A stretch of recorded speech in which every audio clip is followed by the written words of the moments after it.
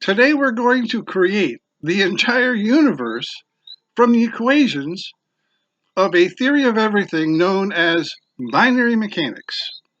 Binary mechanics was developed from antiquated 20th century quantum mechanics by adding the postulates of full quantization of energy, space, and time.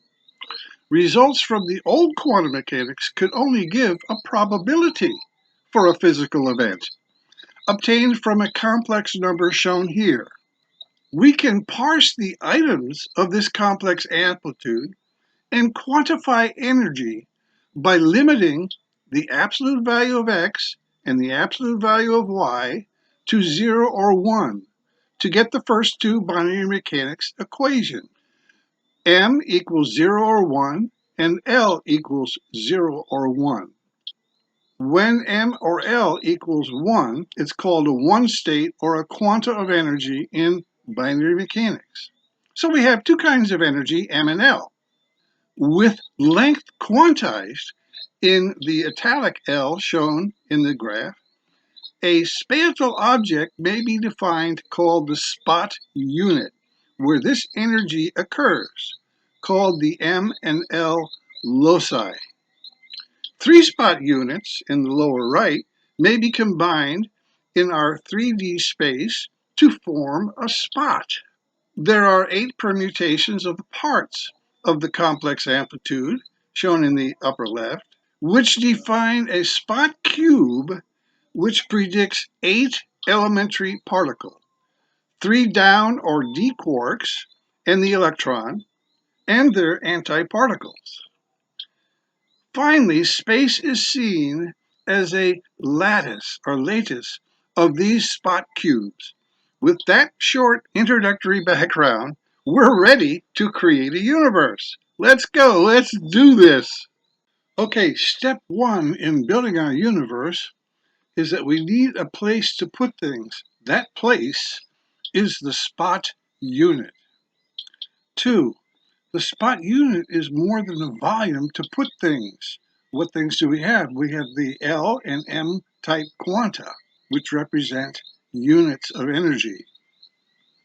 The spot unit must contain parts needed to implement the time evolution laws, which are equations 7 through 17 in binary mechanics. These parts might include guides, valves, and sensors. The guides, for example, a solid wall shown here in white would prevent motion of quanta through that wall. A valve, the red, orange, and yellow, allow passage of quanta in only one direction. Sensors are needed to sense the neighboring quanta for the scalar, electrostatic, and the vector or magnetic operations in the time evolution laws. The 8 elementary particles in the spot cube consist of 4 types or variations of these parts in spot units. 2 of them relate to matter, and these 2, the positron and the left-handed d quarks, are composed of this kind of pattern of parts in the spot unit. Point 3, intrinsic angular momentum. There was the 2011 discovery of the proton and electron bit cycles. The electron bit cycle is shown in the purple circle here, where one-state quanta in the electron spot revolve around the 3 spot units and return to the initial position, and that's the intrinsic angular momentum of the electron. The gray dot here is the axis of rotation. The proton bit cycle is shown by this larger arrow in this simplified version. 4, detailed account of motion mechanisms provides frame-by-frame steps involved in all particle motion. To build our universe, we need to know how particles move. An important discovery was the proton bit cycle, shown schematically by this larger circle, which rotates around the same axis in the center, which connects the electron spot with the positron spot on the other side. That the direction of rotation this intrinsic angular momentum in the universe and in proton particles is opposite to the direction of angular momentum for the electron particle, an important discovery. To make our universe interesting, we need a lot of complexity and variability. Thus, the electron has 2 to the 6 power states. There are 6 quanta locations in the electron spot, and each one of those could be in a 1 or a 0 state. Thus, there are 2 to the 6, which is 64 different configurations of the electron.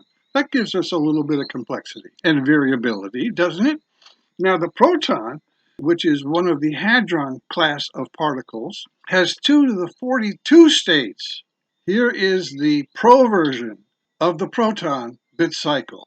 There are 42 locations shown here in more or less the same angle of the schematic spot cube I showed before, where the dark red is in the upper left, the dark blue in the upper right, and the dark green is at the bottom. Notice that there are 3 areas here, one to the lower left, one at the top, and one at the lower right, which contain 4 quanta locations each, which are outside the main spot cube of the proton bit cycle. This allows energy in the proton bit cycle to venture into neighboring spot cubes, which is a very important point in nucleogenesis, as we're going to see. With knowledge of how things move, the motion mechanism, which, by the way, some recent videos have discussed in detail, we can add a new law of motion to the universe. Namely, objects move toward higher energy density. Let's denote a displacement or motion with dx, and note that we may have a higher energy density, which is a greater concentration or a greater percent of the loci in the one state, or a lower density area, fewer one state quanta in the volume, separated by a diameter d.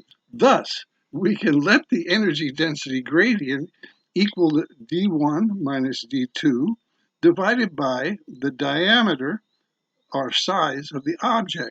Now, this motion law applies at all scales. This could be a single proton. This could be a whole planet or a whole galaxy, our object here. Thus, we can say with displacement dx of one quanta in area A, our motion law force is going to equal dx times A times our energy density gradient. 8. The motion law acts to aggregate quanta into spatially separated objects. This aggregation effect occurs at all scales, from single electrons, protons, atoms, and molecules to solar systems and galaxies. To illustrate this idea, the figure below shows 2 spatial dimensions, and mountain height represents quanta density. Our 2 spatial dimensions are left, right, and near, far. The red arrows show quanta aggregation direction. So let's look at these 2 red arrows in the upper right of our illustration. Here we have quanta moving by the motion law toward areas of higher energy density. Likewise, we have particles or whole galaxies moving toward this peak of higher energy density. Notice that in this area here, we're going to have a lower density. Thus, we see in the universe that we have a sort of grouping of galaxies and vast regions populated with fewer galaxies. But we have a potential problem here. Through the action of the motion law, eventually everything in the universe is going to come together into one giant mass of energy. How do we solve that?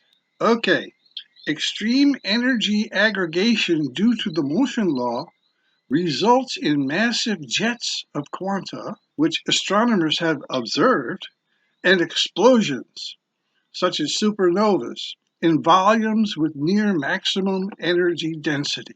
let's look at some results from the Binary Mechanics Lab simulation software, which is a free download, by the way. The bottom here shows initial density for a simulation.